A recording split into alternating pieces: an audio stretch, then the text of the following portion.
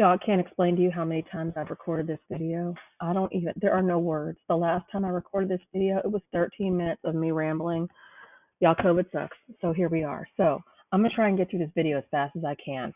We are talking about quadratic regression. So what quadratic regression is, we take a set of real world data and we use that data to make predictions. So it's basically quadratic scatter plots.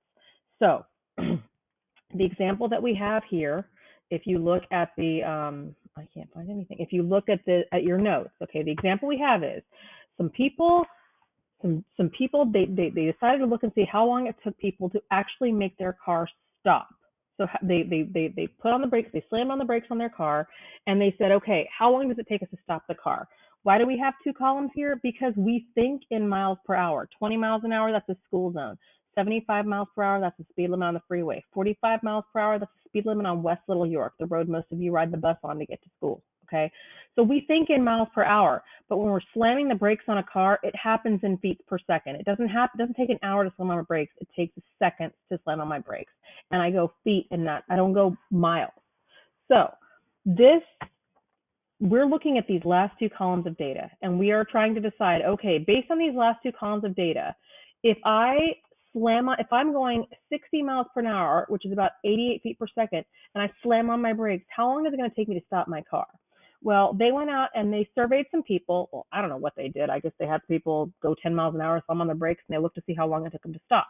Okay, so they looked at this data and they made a list of real world data, which we know is not perfect because the real world has all kinds of imperfections and things that happen to keep it from being exact.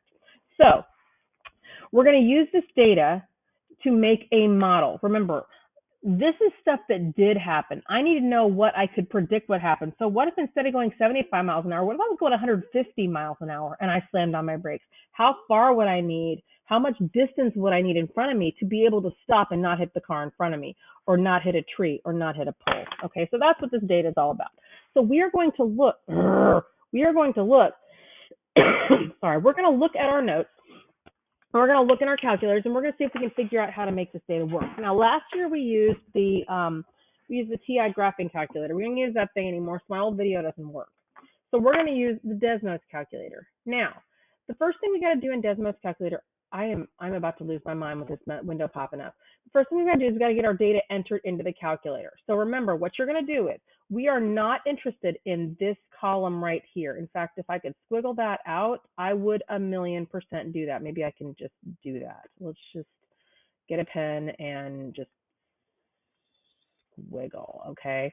This is going to be my X, and that's going to be my Y. There you go. That's what we want to see, okay? So all I want my X is this feet per second column, and my Y is my braking distance column. Now, what you're going to do, if you recall, is you're going to hit plus table, and you're going to enter the X's in the first column and the Y's in the second one. Take a moment now to do that. Okay, so this is the data entered in the calculator. I checked it, but look, I'm not going to lie to you. There could be mistakes with it. Let's just hope there aren't, okay? So if you look at so this is page 13 in your notes. If you look at page 2 in your notes, you see what the formula chart looks like. So on the formula chart, we're going to use standard form here. This is the part of our formula chart we're going to use to actually, this is what we're going to put in our calculator. Now, remember, instead of using this formula, we're going to approximate. We're going to have the calculator guess. So remember, we're going to use that tilde. So let me show you what you're going to type in your calculator instead, okay? So once you've got your data entered, and again, if you can't see the data, well, I mean, that's because it's way over here. So remember, you can zoom out to see the data. And man, that looks parabolic. Look at that curve going up as it goes, okay? So what that's kind of telling me is the faster my car is going, the longer it takes me to stop. And it's not just like taking a consistent amount. It's taking longer for every mile an hour I'm going faster, it's taking me even longer to stop. Okay. So, this message, seriously. So anyway, so what we're going to do is in our calculator, we're going to start with just this formula, y equals ax squared. So instead of f of x, we're going to put y equals ax. And if you want to use, let me move this thing out of the way. If you want to, you can use the little thingy down here, and you can use the squared button, or you can hit Shift 6, plus bx plus c. Okay, so we're going to put that in our calculator first. Now, remember, when we use these table headings, I have no understanding of why it does it, but sometimes it just randomly picks different column headings. So before you go changing all of these to 1, we need to make sure that you have actually got x1, y1. Sometimes you'll have x2, y2. So whatever number you have there, you put that next to all of the x's and y's. So I happen to have y1, x1, so I'm going to put 1s next to all of them. Now notice everything in the table disappears. Don't freak out, because we're not using exactly those values. We're using approximately those values. And remember this tilde key here, if you hit A, B, C, this guy right here, this means approximately. It doesn't mean exactly, it means about, okay? So we're using that about key to say, okay, make me a parabola that's about that matches, that goes about through that data. Now look, it does go about through it. You see how it's not perfect, like this guy's a little low, that guy's a little high. They're not exactly on the line, but this is a pretty dang close line. And in fact, it's mathematically the perfect line for the data that we've got. It's the best line that it can make. Now, in quadratics, we don't use the R value. We use the R squared value. So hold on, I'm going to actually interpose my notes on here. And I already wrote in them because I've done this video like 14 times and it's just not working. And I'm sorry. I'm sorry about that. I'm sorry, not sorry, if you kind of understand my drift. Let's put this here and make it a little bigger. So first thing you're going to want to do is, if you notice, it says R squared. So right here, we're using R squared. For quadratics, we use R squared. For linears, we use R, right? Because quadratics are squared and linears are not squared. So our R squared value says 1. Now, when I put this in my old TI calculator, it gave me 0.9999 that, okay? You know I don't like to round the R value because it's like bumping kids to 100. 100 is perfect. Well, it's not perfectly 100, but this calculator is saying our R squared value is 1, and that means it's practically perfect. That means that so what does that R value mean? What it means is it means that predictions are strong. Okay, they are strong predictions. If I make a prediction with this data, I feel confident that prediction is going to be useful. I can make a good prediction, and I don't need to worry about that prediction giving me like weird false data. Okay, so this is a good, solid prediction. Okay, now what do I do with that? Okay, so first of all, I can look at, they graph the line for me. Okay, so I can see that. But when I go here, you know how like I can turn it into a table? Like if I have an equation, I can turn it into a table. If I click here, it won't let me turn it into a table. So I can't make predictions yet, but I'll show you how to do that in a second. So let's look at the first questions they ask. And I'm going to do like old-fashioned, like, oh, wow, that looks terrible. I'm going to do old-fashioned Zoom because I am at home with my non-fancy calculator. So it says, what is the regression equation? Okay, so what I'm going to do is I'm going to take these numbers that it gave me. It said A is 0.22x. So anywhere I see an A and I'm going to replace it with 0. that, whatever A is. Wherever I see a B, I'm going to replace it with this value. Wherever I see a C, I'm going to replace it with this one. So it's telling me, what do you put in there? Okay.